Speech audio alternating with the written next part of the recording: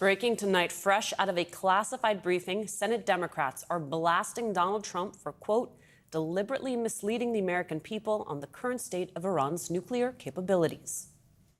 To me, it still appears that we have only set back the Iranian nuclear program by a handful of months. President Trump said that the nuclear stockpile was completely and totally obliterated.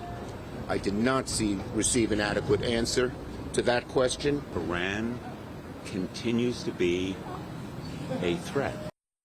If what these Senate Democrats are saying is correct, then both before and after that briefing, the administration was further misleading the public. Just this morning, Pete Hegseth melted down during a press conference, berating journalists who dared to question Trump's claims about those strikes. And just moments ago, Trump doubled down on his yet-to-be-proven claims, saying, quote, the target has now been proven to be obliterated. No one but Trump so far is making such an audacious statement. Joining us now, Democratic Senator Chris Van Hollen of Maryland, who serves on the Foreign Relations Committee and attended that classified briefing this afternoon.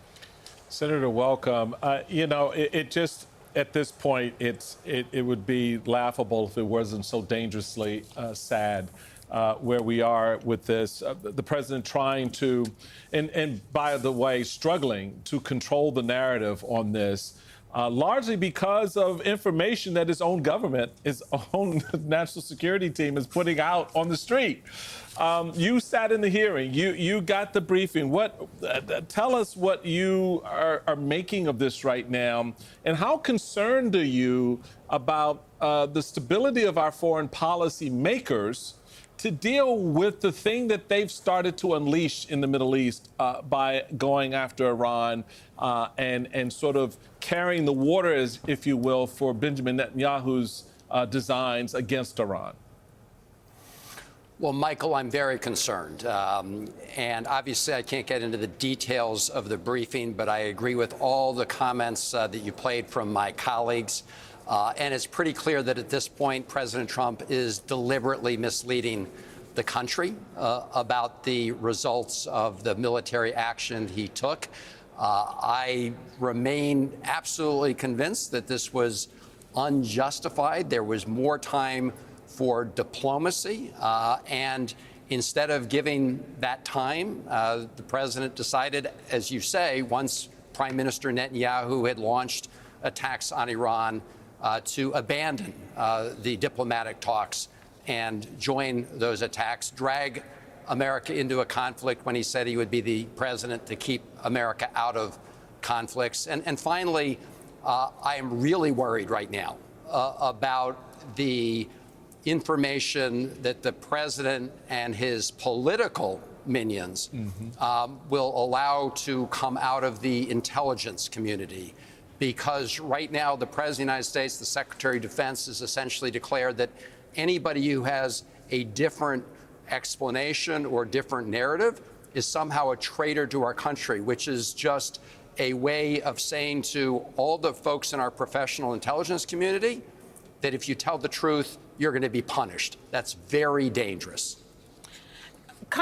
Senator, this administration is literally obsessed with controlling the narrative, because if they control the narrative, in my humble opinion, then they can do all the nefarious things that they would like. But in order to do that, they need willing participants and members of Congress and folks in the media apparatus. I'm going to play for you just a bit from Secretary Pete Hegseth's I don't know what we're going to call what he did this morning, but he went before the press. We'll play a little bit, and I want to get your comments on the other side. Because you, and I mean specifically you, the press, specifically you, the press corps, because you cheer against Trump so hard, it's like in your DNA and in your blood to cheer against Trump, because you want him not to be successful so bad, you have to cheer against the efficacy of these strikes. How about we talk about how special America is? I think it's too much to ask, unfortunately, for the fake news. So we're used to that. But we also have an opportunity to stand at the podium and read the truth. Senator. Well, Simone, this is exactly what Donald Trump and Hegseth and others are doing, right? They don't want to tell the truth. They don't like it when the press tells the truth. And so what they do is attack the truth tellers. And that's very dangerous in a couple ways. Number one, that is, of course, what authoritarians do to try to undermine the free press and those who are willing to tell the truth. But it also sending this terrible message, as I said, to people in the intelligence community, that if they dare present the facts to their countries or even the facts to other people, their higher ups, that they will get slapped down. This is how you get bad intelligence that leads to very bad decisions. And in my view, the president ignored the intelligence before he took these attacks against Iran, and now they're ignoring the results because they don't like them. So, Senator, you have a president who for years now has been suspicious of his own intel community, and that suspicion seems to be spreading to the halls of Congress. Here is Speaker Mike Johnson talking about intel and leaks. Take a listen. Mr. Speaker, are you concerned about reports that the administration might be holding back intelligence information from Congress? No, we're working through all that. There was a leak, and we're trying to get down to the bottom of that. It's dangerous and ridiculous that happened, but we're going to solve that problem, and we'll keep the coordination. Do you think the leak came from Congress, sir? That's my suspicion. So I don't know if you heard what the speaker says there. He says, that's my suspicion that the leak came from Congress. Senator, why is the Speaker of the U.S. House of Representatives undermining his own legislative body? Well, that's a very good question, Elisa. It's, again, because he doesn't like the information that was contained in that leak, whoever made the leak. And what they really are scared about is the truth. And so they're doing everything they can to suppress that kind of information from getting to the American people and trying to send a signal to people in the press that you shouldn't ask questions, right? If you ask questions, we're going to declare you to be a traitor of the United States. And this is why it is such a dangerous moment, because we do rely on intelligence community to provide information. And we would hope that the administration would consider that information and not pretend it did not exist. So, for example, just a few days before President Trump launched these strikes, he was asked about the longstanding position of the intelligence community that Iran does not have a nuclear weapon, that they're not building a nuclear weapon, and he just decided to dismiss it. He dismissed it as if this was just Tulsi Gabbard, when in fact it was the intelligence community writ large. But that sent a signal to everybody else that the president is going to disregard and, in fact, impugn those who want to tell the truth. Senator, given everything you've just said and everything that we know about the ability of this administration to keep a story straight, to tell the truth, to confer with Congress and work with the leadership, particularly around something as difficult and sticky as foreign policy, you have, as a senator, a little bit more advantage in the minority than your House members, colleagues do.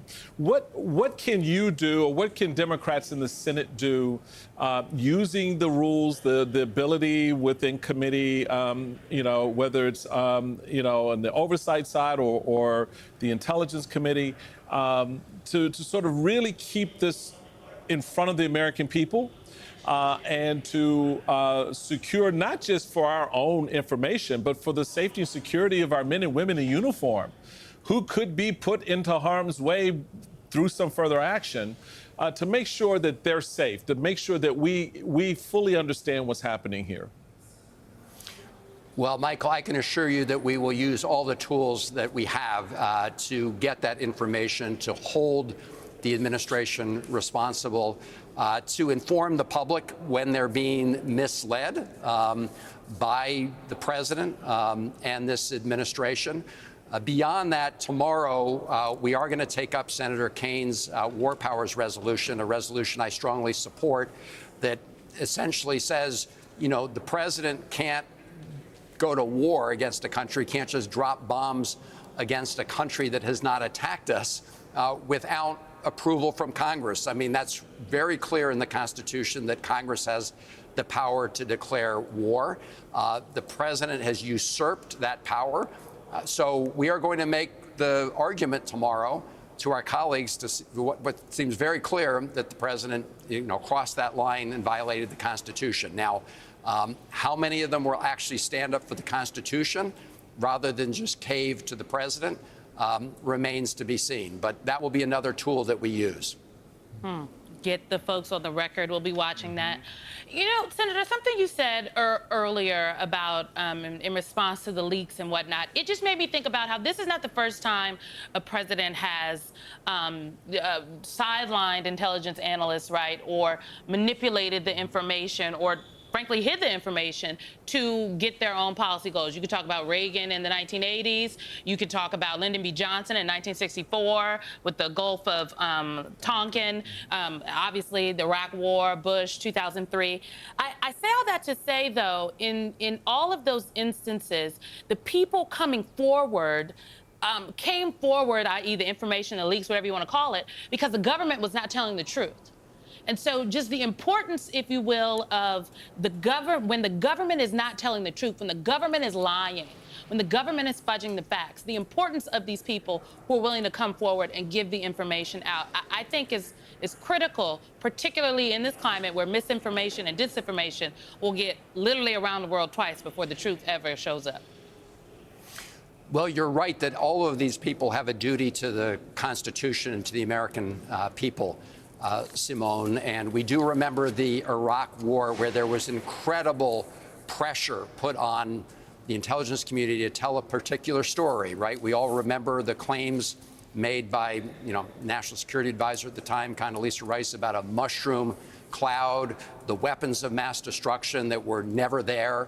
We went to war in Iraq on totally false pretenses, totally false. And thousands and thousands of Americans died, Iraqis died, and that is why it's so dangerous when you have an administration like the now Trump administration that wants to distort the intelligence, distort the truth to tell their narrative. When you do that, Americans and others die. And so it is very important that people keep asking the questions.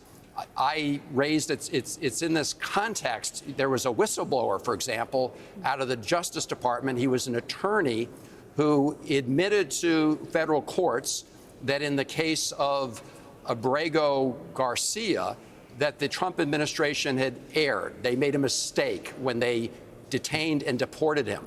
What did the Trump administration do when he told the truth? They fired him. They fired him. He just filed a whistleblower complaint saying, I didn't sign up to lie. But the danger here is whether it's somebody in the Justice Department, somebody in the intel community, they're essentially being told by the President of the United States and by the Secretary of Defense, if you tell the truth, we will punish you. That's the signal they're sending to the press and to everybody else in the federal government. And that is very dangerous. Well, Senator Chris Van Hollen of Maryland, we appreciate your time and the fact that you are not scared and are not backing down.